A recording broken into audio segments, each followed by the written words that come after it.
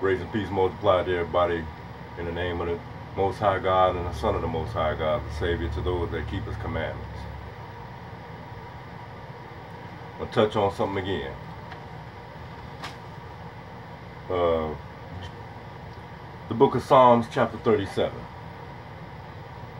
You know, it behooves me that our people, instead of sticking with what's written in the book, we want to go all off on the deep end. It's not necessary. Stay humble yourselves.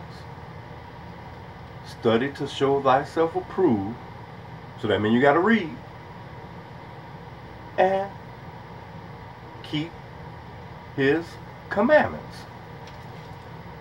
It's all that simple. All that simple. I'm going to read you a precept. Well, let me see. This is Psalm 37. Psalm 37, verse 31. Then I'm going to read you a precept. Well, this is another precept. This precept upon precept, precept upon precept, here a little and there a little. I'll read you scriptures and precepts on this fringes thing. I know a lot of people don't like what I'm saying, but it's written in the book. So if you don't like what's written in the book, what are you doing? You know, if you promoting something that's, okay. See, that's that scribes, Pharisees, and Sadducees mindset. You know, we got to get out of that. We already got enough hypocrisy going on in the world. It's time to come down, be on one accord with the scriptures. Not what man thinks, but what's written. Psalm 37, verse 31. The law of his God is in his heart. That's clear.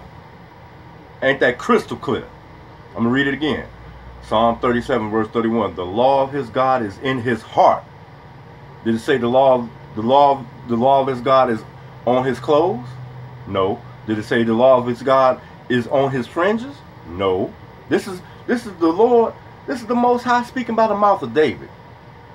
And David was after the Lord's own heart, which in future time, David gonna be ruling.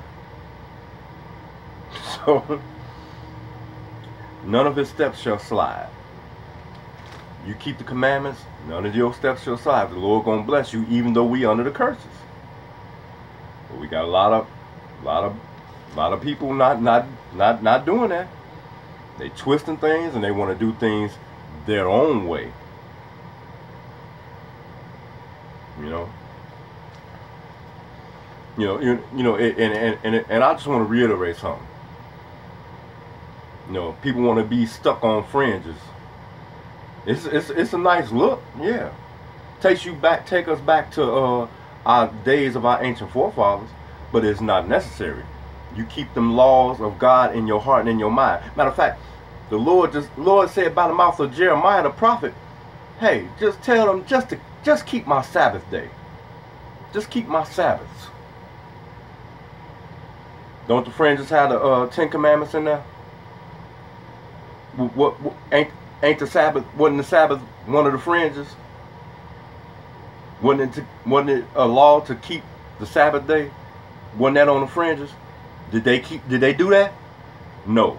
That's why the Babylonian captivity when Nebuchadnezzar came down on them, because they still disobeyed all the laws and commandments, even though they had fringes. So let's wake up. One more. I ain't gonna take up your time. Proverbs 22. Proverbs 22, verses 17 through 19, but the key is verse 18, but I'm gonna start off with verse 17. Verse 17. Bow down thine ear, and hear the words of the wise, and apply thine heart unto my knowledge. See, Psalm 147, verse 5, the Lord say, his understanding is infinite. His understanding is everlasting, never ending. So listen to him.